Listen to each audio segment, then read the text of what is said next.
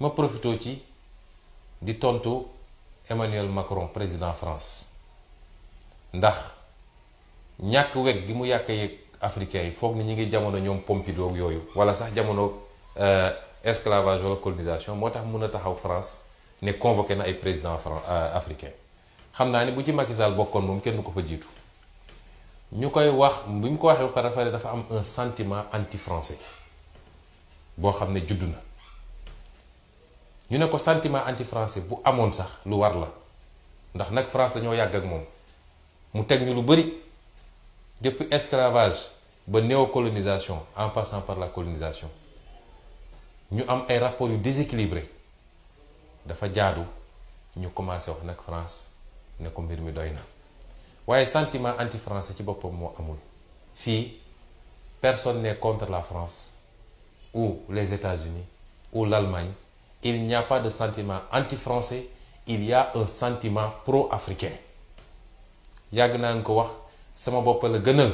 tekkiwul ni bañ naa la bu dee ñoom nag ni ñu doon fonctionner ak suñu yenn président yi nga xam ne seeni préfet lañu lu ñu bëgg ci ñoom am ko ñu leen di signaler ay contrat léonin yoo xam ne c'est au détriment des Sénégalais su dee loolu lañu yaakaar dina wéy nañu xam ne y a une génération africaine consciente bu jàng fi ñu war a jàngee xam li ñu war a xam te amuñu benn complexe kenn gënuñu kenn waaye kenn gënuñu loo xam ne génération boobu dootu ko nangu suñ ko comprendre wasalaam suñ ko comprendrewul tôt ou tard ils seront éjectés de l'Afrique te du baax ci ñoom ndax France boo ko génnelee Afrique léegi mu perte 10 points ci classement nation yu développé yi kon notre monnaie muy franc CFA musiba la ci Sénégal musiba la ci Afrique ndax tant que ñi ngi am li ñuy wax parité indéfiniment fixe mooy ab koppar boo xam ne dañ koo lënkale ak euro bu njëkk ba franc français la woon bi ñu demee ñoom zone euro ñu lënkale ko euro ñu ne France mooy garantir suñu convertibilité monnaie waaye moom mooy garantir suñu ñu mun a wecce suñu monnaie ci àdduna bi tey suñuy jënd ci biti comme àdduna bi en dollar la ñuy gën a utiliser looy jënd wala en euro tegu ci bu boobaa au lieu ñun ñuy def wecc bi ñu koy weccal suñu bopp France mooy garantir wecc boobu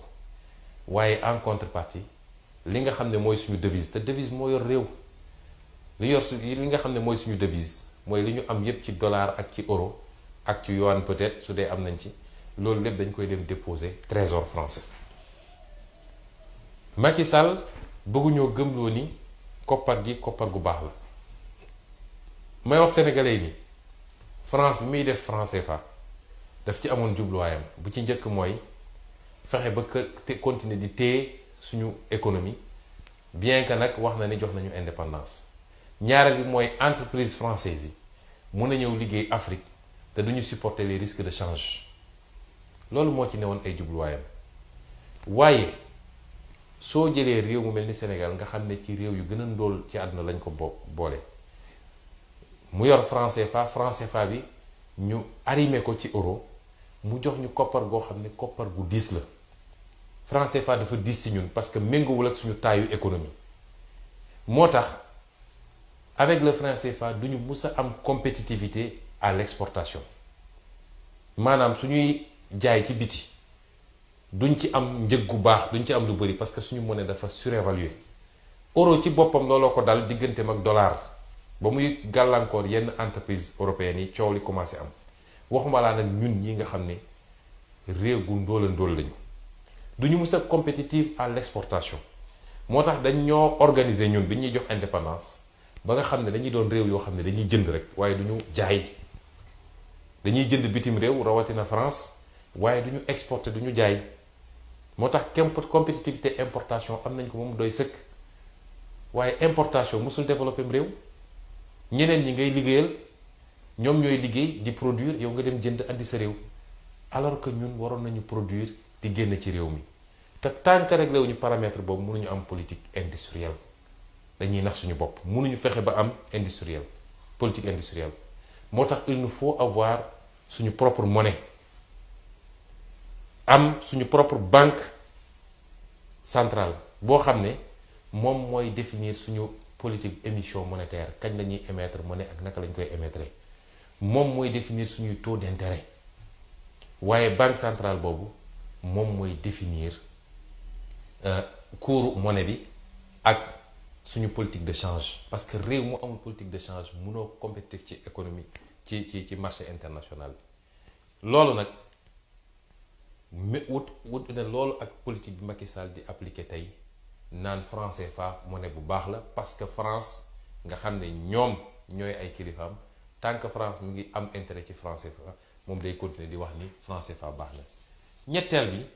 mooy suñu ressource naturelle yàlla may nañu ressource naturelle yu bëree bëri macha allah kaar te loolu dafa war a jouer ci suñu politique industrielle waratuñoo di génne suñu matière première brute yi te transformer ñu lu ëpp wala lépp sax ñu transformer ko Sénégal am ay unité sidérurgique am ay orfèvrerie yu moderne am ay unités yoo xam ne lépp lu ñuy def ci wàllu napp gi wala ci wàllu mbay mi fii lañ koy transformer bi Sénégal doo ko génne mu andi ñu devise lu bëri waaye créer des emplois yu dul jeex waaye suñu toogee nii ñoom Macky Sall yore réew mi xaateem dañuy xaateem lépp tubaab yi ñëw jël ko génne ko ñu naan ay 10% lañ ci am ak ay 15% te loolu sax amuñu ko ci loolu duñu mës a développer politique industrielle ci loolu moo profité nag ci lii tontuwaat Emmanuel Macron waaye tontu Union européenne parce que coowal politique immigration bëri na ci Europe waaye gis nga les populations ne font que suivre le même chemin que leur richesse boo ñëwee ci réew jël seen richesse yëpp yóbbu ko population yi nga fa ba dinañ am seen fulla bu doy ba ne ñun ñoo ngi topp suñu richesse man nag merew ma tubaab yi de la suñuy njiit la mere parce que ñoom ñoo ñàkk patriotisme ak yéeg-yéeg ba di doxalee noonu mais li xew muy lu metti ci ñun suñuy rakk suñuy xarit suñuy cousin di dee ci géej gi bis bu ne wala di dee ci désert bi wala ñu leen jàpp esclavage Libye gàcc la waroon doom ci ñoom Macky Sall tubaab yi nee nañu libre circulation des matières premières des biens des marchés publics mais pas de libre circulation des personnes ñun ñu nangu loolu moo tax nag pour ñu développer politique industrielle te réglé wuñu saafaruñu yooyu à la base dina xaw a jafe trop